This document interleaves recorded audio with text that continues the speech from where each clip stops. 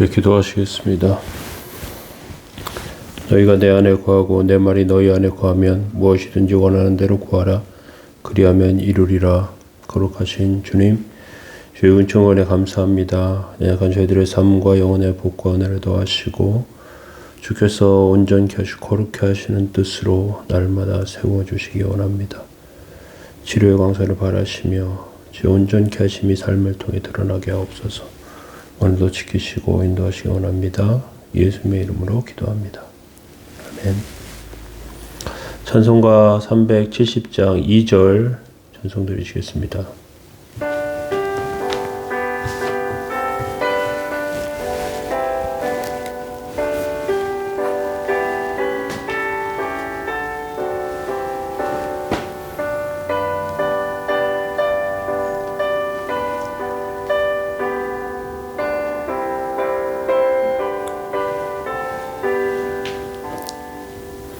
그 두려움이 변하여 내 기도 되었고 전날의 한숨 변하여 내 노래 되었네. 주님을 찬송하면서 할렐루야 할렐루야 내 앞길 멀고 험해도 나 주님만 따라가리. 아멘. 시편 71편 5절에서 11절 말씀 보시겠습니다. 주 여호와여, 주는 나의 소망이시요 내가 어릴 때부터 신뢰한 이시라. 내가 모태에서부터 주를 의지하였으며 나의 어머니의 배에서부터 주께서 나를 택하셨사오니 나는 항상 주를 찬송하리이다. 나는 무리에게 이상한 징조같이 되었사오나 주는 나의 견고한 피난처시오니 주를 찬송함과 주께 영광 돌림이 종일토록 내 입에 가득하리이다. 늙을 때 나를 버리지 마시며 내 힘이 쇠약할 때에 나를 떠나지 마소서. 내 원수들이 내게 대하여 말하며 내 영혼을 엿보는 자들이 서로 꾀하여 이르기를 하나님이 그를 버리셨은즉 따라잡으라. 건질 자가 없다 하오니 하나님이여 나를 멀리하지 마소서. 나의 하나님이여 속히 나를 도우소서. 아멘. 12절까지 읽었습니다. 시편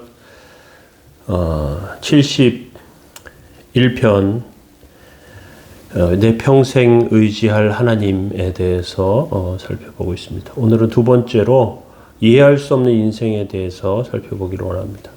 우리의 삶을, 인생을 돌아보면 도무지 이해할 수 없는 순간이 있습니다.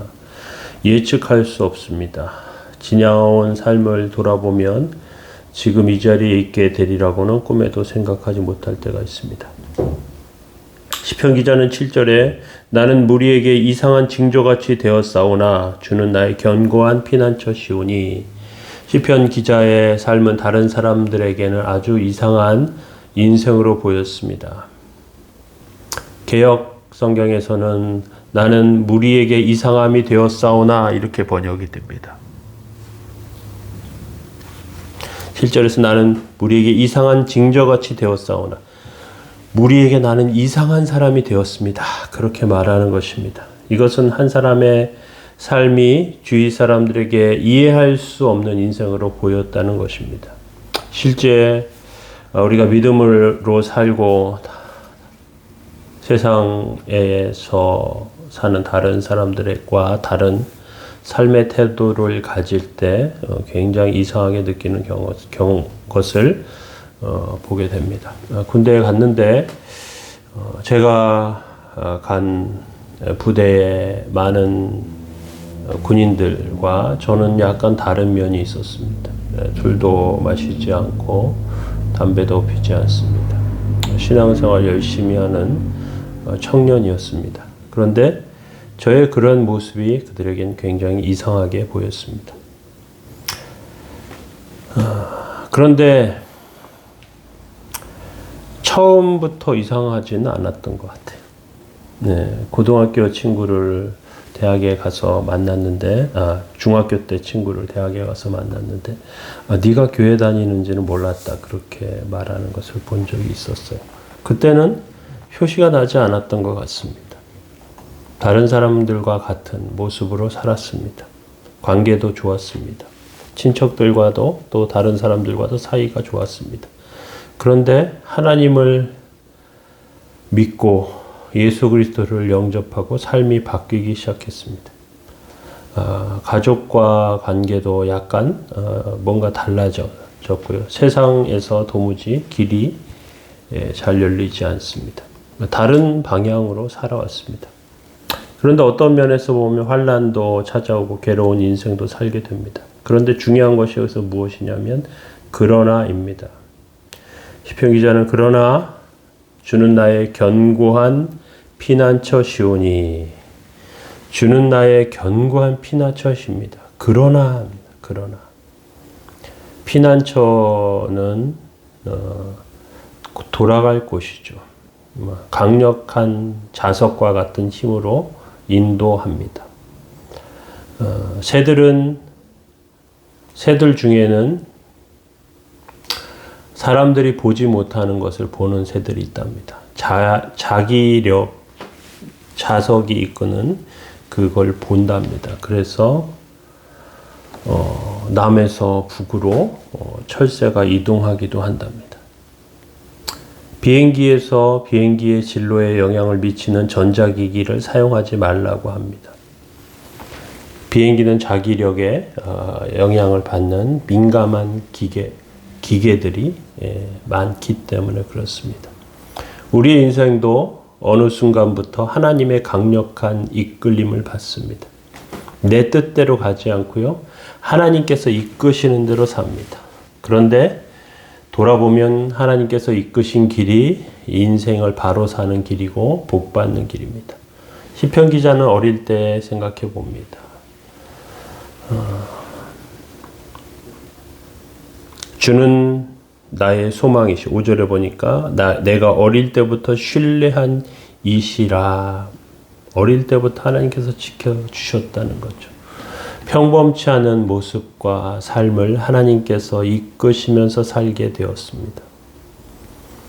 대장장이가 연장과 도구를 만들 때 쇠를 끊임없이 당금질하고 또 내려칩니다. 그리고 또 차가운 물과 기름 같은 곳에 그 쇠를 달궈진 쇠를 단련을 합니다. 기술자의 손에 딱딱 맞으면서 제대로 된 도구가 만들어집니다. 그런데 이러한 도구가 잘 길들여지지 않은 것은 손에 어색해서 사람들이 다치게 되기도 합니다. 우리는 하나님 앞에 잘 길들여져 있어야 합니다. 손에 맞는 도구로 그렇게 세워져야 합니다. 모세나 엘리야 같은 능력은 아무에게 나타나진 않습니다. 하나님의 손에 잘 길들여지고 사용되어진 그러한 사람을 통해서 나타납니다. 6절에 내가 모태로부터 주를 의지하였으며 나의 어머니의 배에서부터 주께서 나를 택하셨사오니 나는 항상 주를 찬송하리이다. 모태에서부터 태어나기 전부터 무엇인가 위협을 느꼈는지 모르겠습니다. 고대의 아이들은 어머니 뱃속에서 죽는 경우도 많았고요. 또 아기 시절에 인생을 유명을 달리하는 경우도 굉장히 많았습니다. 하나님께서 우리를 태어나게 하시고 살게 하실 때는 하나님의 이유가 있습니다. 인간은 그러한 것들을 잘 모르면서 살기 때문에 회의를 느끼고 고민하죠.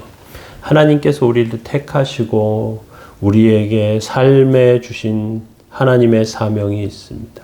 그 하나님의 사명 안에 살아가는 목적을 발견하면서 우리는 하나님을 찬송할 수 있습니다.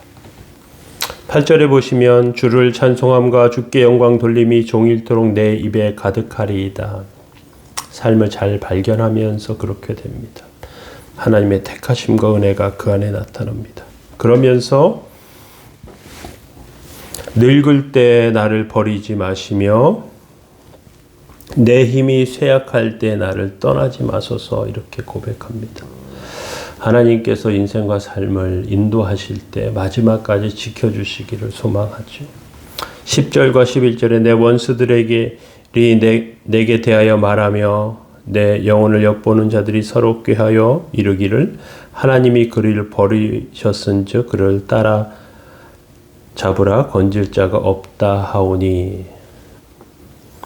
우리에게 원수가 있고요. 우리를 넘어뜨리려고 하고요. 망하기를 원합니다. 약점을 노리고 있습니다. 그런데 우리의 마음의 반석, 피난처 대신 하나님이 계시면 두려워할 필요가 없습니다. 천만인이 나를 공격하여 진을 치고 있어도 두려워할 필요가 없습니다. 능력은 하나님께 있기 때문에 그렇습니다. 우리는 위기의 순간, 위기의 삶을 살지만 하나님께서 지키시고 인도하시는 은혜가 있으면 우리의 삶 가운데 안전함과 평안함이 있습니다. 그러한 삶 가운데 세워진 저와 여러분들 되시기 바랍니다. 특별히 우리의 삶의 연약하고 어려운 것들 하나님 앞에 놓고 기도하기를 원합니다. 함께 기도하시겠습니다. 주님, 주의 은총과 도우심 가운데 저희들을 붙잡아 주시고 곤고함과 단식 가운데서 지키시며 하나님 세우시고 인도하신 역사 가운데 온전케 하여 주옵소서. 오늘도 주의 도우심과 은혜를 구하오니 주님 도우시고 함께하여 주셔서 저희들의 영혼과 삶에 놀라운 은혜로 채워 주옵소서. 삶을 지키시고 인도하시는 주여, 주의 거룩하심 드러남에 나타나게 하옵소서. 오늘도 도우시고 인도하시기 원합니다. 그리스도의 은혜로 영광 돌리는 삶이 되게 하옵소서. 지키시기 원하며 예수님의 이름으로 기도합니다. 아멘. 교회를 위해서 기도해 주시면 좋겠습니다.